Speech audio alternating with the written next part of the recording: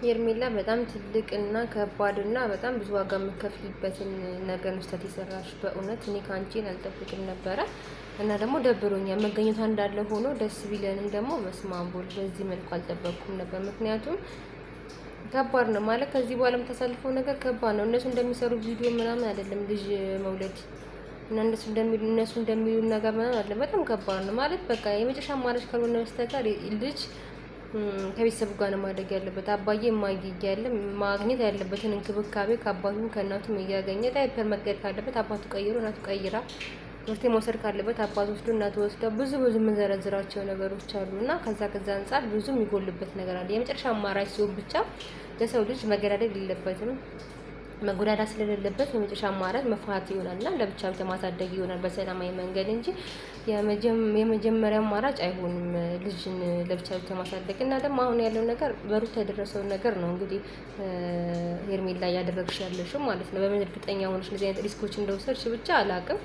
እንዴት ናችሁ? ሰላም ናችሁ ወይ? ሰላማችሁ ብዝት ይበል ቤተሰብ። እንግዲህ ዛሬ በጣም ደብሮኝና በእውነት ሄርሜላ በቃ ደካማ ለከተ ልጅ በጣም ብዙ ደካማ ጎኖች አሉት። በእውነት እንደዚህ አልጠበቅኳትም ነበር። ለምን ካላችሁኝ ደግሞ ትክክለኛ ስህተት ነው የሰራችሁ። የሰው ልጅ ጸጋ ነው፣ ልጅ ሀብት ነው፣ ልጅ እንደዚህ ነው እንደዛ እንዳትሉኝ። እኔ በዛ ማምን ሰው አይደለም፣ በዛ ከማያምኑ ሰዎች አንዷ ነኝ። ምክንያቱም ምድር ላይ ካመጣ ነው በእኛ ስህተት በእኛ ፍላጎት ካመጣ ነው ያለች ማግኘት ያለበትን ነገር አግኝቶ ማደግ አለበት። በቃ ምንም ጥያቄ የለም። ምክንያቱም የጉዳዩ ባለቤቶች አደራ ሰጥቶ የሰጠን መድኃኒዓለም እግዚአብሔር አደራ ሰጥቶ የላከን ፈጣሪ ለኛ እስከሆነ ድረስ ያ ልጅ ሙሉ ለሙሉ ኃላፊነቱ እኛን መውሰድ ያለበት ለሚፈጠረው ልጅ።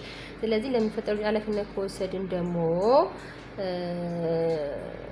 ጥፋት ነው የሰራሽው ሄርሜላ። በቃ ጥፋት አላሰብሽበትም፣ ቆም ብለሽ አላሰብሽም። ምክንያቱም የሆኑ ሁለት ወንድና ሴት ግንኙነት ካደረጉ አብረው ካደሩ ልጅ እንደሚፈጠር እርግጠኛው አይደለም። ምንም ጥያቄ እኮ የለውም አይደለ? ከወንድምሽ ጋር እንደሚያደርሽው የሆነ ነገር ታረጋላችሁ። ያደርጋችሁት ነገር ደግሞ ልጅ ይፈጥራል።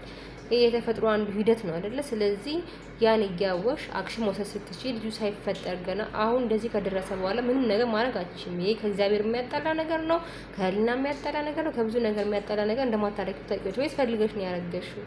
እስኪ እናንተ ኮመንት አድርጉልኝ። እኔ ሄርሜላ የሰራችው ስራ በፍጹም ትክክል አይደለም። አንቺ ከሩታ በምንድን ነው የምትለዩ?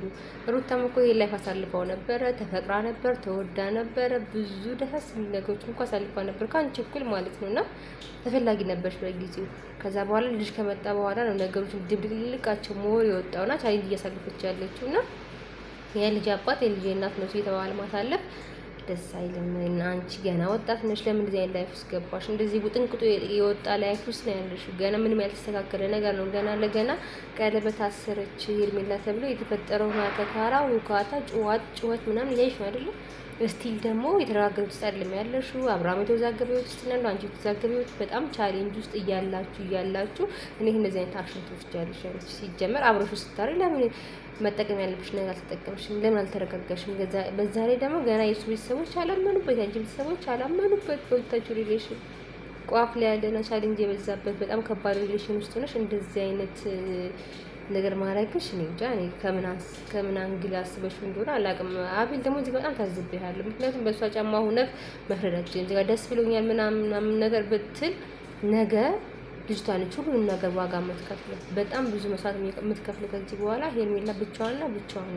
አንተ አታውቃትም። ከዛ በኋላ ነው የሚሉት በቃ በሷ ጫማ ሆነክ ደስ ብሎኛል እንኳን ሆነ ምናምን ማለት ለማጠና ከሆነ እሰየው። ግን ዋሌ እንጃ አሁን ኦልሬዲ ሆኗል እኮ ነገሩ አይመለስም። ግን ትክክለኛ ነገር አልሰራሽም ነው የሚለው በቃ ለሌላ ሴትም ቢሆን ከዚህ በኋላ ለሚሉትን ሴት እንደዚህ በዚህ ያህል ልክ ሳያረጋጉ የሚደረግ ነገር በጣም ከባድና በጣም ዋጋ የማያስከፍል ነገር ነው። እናንተ ለራሳችሁ እኮ ማለት ነው ዋጋ ብትከፍሉ፣ ለራሳችሁ ፐርሰናል ለሆነ ነገር ዋጋ ብትከፍሉ በራሳችሁ መንገድ ትፈቱታላችሁ። ግን ለሁለተኛ አካል ወይም ደግሞ አደራ ልትሰጠን ለመጣ ልጅ በዚህ ያህል ልክ ኬርለስ ሆኖ ልጁንም ዋጋ ማስከፈል፣ ልጁንም ደግሞ አባቴ እዛ ነው ያለው አባቴ ነው እያለ ጥያቄ በጥያቄ ሆኖ ማሳደግ፣ ለአንቺም ደግሞ ሳይኮሎጂካሊ እየተጎዳሽ ማሳደግ፣ ብቻ ከኮንፈርት የሌለው ላይፍ ውስጥ መግባት ትክክል ነው ብዬ አላስብም። ደግሞ አንቺ ብዙ ርቀት ነው የሌለብሽም ለመማር ከዚህ ነገር። ሩታ መማርሽ ልትሆን ይገባ ነበረ። ቸኩል ያደረገችው ነገር ምን አይነት መስዋዕት እያስከፈላት እንደነበረ ያይሽ ነው እኮ። እሷም በጊዜው ተፈቅራ ነበረ እና ለኛው ልንነግርሽ አይገባም ነበር። ያለሽበት ራሱ ኮንዲሽኑ ሊነግርሽ ይገባ ነበረ። የተረጋጋ ውስጥ አይደለም አንቺ ያለሽው፣ በቃ በተወዛገበ ህይወት ውስጥ ነው ያለሽው። እስቲ ወንድሞቹ የሱ ወንድሞች አልተቀበሉሽም፣ ፖስቲል ማለት ነው። አንድ ብዙ የተቀበለች ሻይ ከሱ ቤተሰብ እና እኛ ኦዲየንስ የተቀበልንሽ። እኛ ደግሞ የተቀበልን ስለ ፍቅር ስለምናምን በፍቅር ስለምናምንና ጥሩ አፍቃሪ ነው ስላለ ነው እንጂ መረጋጋት ነበረብሽ። በዛ ላይ ደግሞ ልጅ የሚፈጠርበት ታይምም አይደለም፣ ገና 10 ወራችሁ ነው። በ10 ወር ውስጥ ራሱ በጣም ብዙ ውዝግብ ነበር። ያን ካልኩሌሽን ብንሰራው በስነ ስርዓት እኮ 5 ወር ምናምን አብራችሁ ብትሆኑ ነው በስነ ስርዓት ወይ 4 ወር ምናምን ማለት ነው። በዚህ ውስጥ መፈጠሩ እንጃ። እኔ አብርሃም መወዛገቡ በጣም ትክክለኛ ሀሳብ ነው። እንዲህ ስትመጪው እስራኤል ብሎ ሊቀበልሽ አይገባም እኮ ያልሽው ነገር ትክክል ስላልሆነ ማለት ነው። እና ሄርሚዬ ሳጠቃልልሽ ትክክል አላደረግሽም፣ ግን እግዚአብሔር ካንቺ ጋር ይሁን። እንግዲህ እግዚአብሔር ማለት ምክንያት ልጅ አልፈጠረም። በዚህ ልክ መጨናነቅም የለብሽም። ግን ስህተት ነው የሰራሽው። ከዚህ በኋላ ሌላ ሰው ትምህርትም መሆን አለበት። ይሄ ነገር ከመሬት ተነስቶ የሚፈጠር ነገር አይደለም። እኛ በተጨማለቅ ነው እኛ በሆነ ባላሰብነው ነገር ሌላ ልጅ ተመቶ እዚህ ምድር ላይ ዋጋ መክፈል የለበትም። በእኛ ስህተት ባይኔ ማለት ነው። እናንተ ምን ትላላችሁ? ሄርሜላ ትክክል ነው ያደረገችው ወይስ አይደለም? እስቲ ኮመንት አድርጉልኝ። በእውነት እኔ ግራ ተጋብቼና ደብሮኝ ነው ያየሁት። ማለት በዚህ መልኩ ይቀጥላሉ። አብርሃም የባሰ ጭንቀት ውስጥ አይገባም ወይ? አሁን ላይ ይሄ ነገር ሲመጣበት በአንድ አመት 2 ልጅ ነው አይደለ? ያ የወለደው ልጅ እኮ ገና ስንት ጊዜው ነው? በጣም ትንሽ ጊዜ እኮ ነው። 6 ወር ኦልሞስት እንደዛ ነገር ነው አይደለ? ስለዚህ ይሄ ልጅም ገና አባት ተብዮም እኮ ገና አንድ ፍሬ ልጅ ነው። ያ3 4 አመት ልጅ ነው። እዚህ ሰዓት የሁለት ልጅ አባት ሆኖ በዛ ላይ ጩኸቱ አለ፣ ያ ሁሉ መከራ። ኧረ በኢየሱስ ስም እግዚአብሔር ብቻ ግን እኔ እንጃ። እንግዲህ የዋነሽ በየዋነሽ እግዚአብሔር ይርዳሽ ባይነኝ እንጂ እኔ ነገሮች ያማረ እንዲሆኑ እንመኛለን። ግን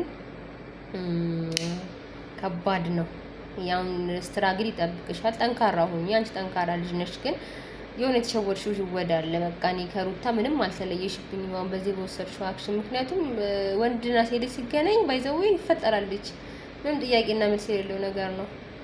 ያ ስታረጊ እኔ እንዳላሰብሽ እኔ አላውቅም። ብቻ ግን በቃ እግዚአብሔር ይሁንሽ በእውነት መናገር ብላ ነው ቃላት ያጠረኝ ነው የምላችሁ ቤተሰብ። በቃ ባይሆን ባይነኝ ነበርኩኝ። ጊዜ ሁሉም ነገር ጊዜውን ጠብቆ ቢመጣ ባይነኝ። ለምን ከሚያሳልፉት ነገርና ከምትጎዳው ነገር አንጻር ማለት ነው።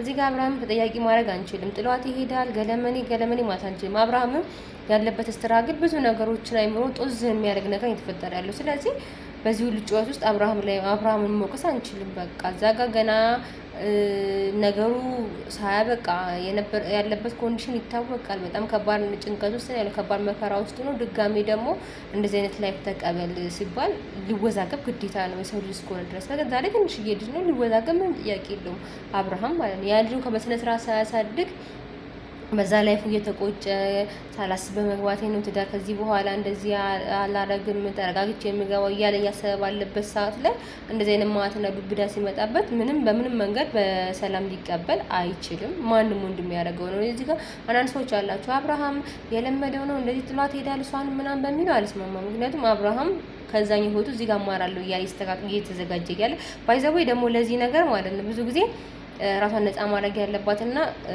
ጠንቀቅ ብላ መራመድ ያለባት ከወንድ ልጅ በላይ ሴት ልጅ ነች አይደለ? በዛ ላይ አልጋ ላይ በሚገናኙበት ሰዓት ላይ ራሷን መጠበቅ መቻል ነበረባት። በዚህ ሰዓት ላይ እኮ ብዙ ነገሮች አሉ አይደለ?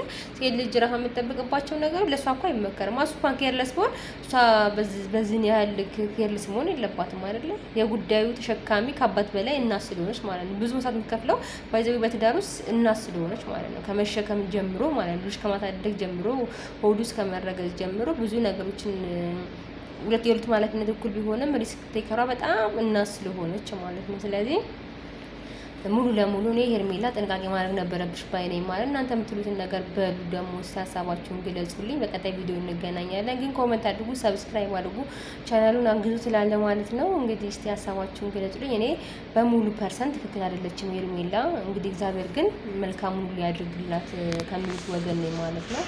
እንግዲህ ቤተሰብ ወዳቸዋለሁ፣ መልካሙን ልመኝላቸዋለሁ። ሰላም ባይ